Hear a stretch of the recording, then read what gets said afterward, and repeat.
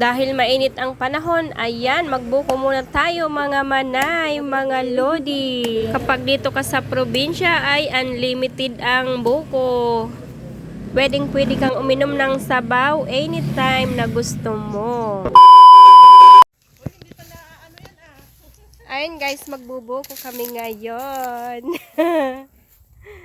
Sa mga gusto po ng buko dyan ay for the go. Punta lang po kayo dito sa amin sa probinsya. Naunahan pa yung buko. Ano nangyari sa iyo? Oo. Maiksi kasi yung kawit. Ay yung ano, yung tali maiksi. Ay tali.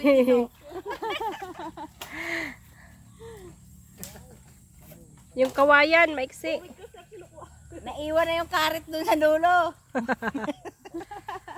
Ayan guys, medyo mahirap nga lang din talagang kuhanin ng niyog or buko kasi medyo mataas na siya. Kailangan siyang sungkitin. Kaya naman ay akyatin. Depende kung meron kayong kasamang magaling umakyat. Meron kasing mga tao na expert talaga sa pagkuha ng niyog. Lalo na yung mga magkukupras guys. Mapapawaw ka talaga sa galing nilang umakyat or mag-harvest ng niyog. Medyo mahirap din guys, lalo na kapag yung lupa ay tagilid. Nako, sa baba mo pupulutin ang mga na-harvest mong niyog. Ayan mga manay, 4 na po sila dyan, nagtulong-tulong sa pagkuha ng buko. Kapag tulong-tulong nga naman ay mas mapapadali ang ating mga trabaho or gawain.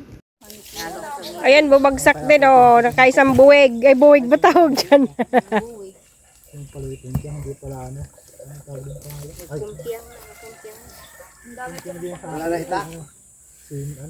Wala, isa lang. Ay, ano pala yung nandun kayo. Kaya muli na pa isa itakto sa ilalim na lang isa. Tikman na natin mga manay ang sabaw ng buko. Ayan, manamis na miss. At dito sa probinsya guys ay ikaw ang mananawa sa pag-inom ng buko. Hindi gaya sa syudad na napakamahal na rin talaga ng presyo nito. Sus, daming buko. Sa Maynila ay 30 ang siya. 35 na. Ngayon. Dito itinatapon lang pagsawa na. Magbiyahe. Magbiyahe ng buko? Dito makakuha. Bali mangunguha kami dito mga manay ng pangbuko Diyos, pero mukhang pangbuko salad na yata aring mga kinukuha namin sa dami ng buko. Pabili tayo ta. Trak-traka.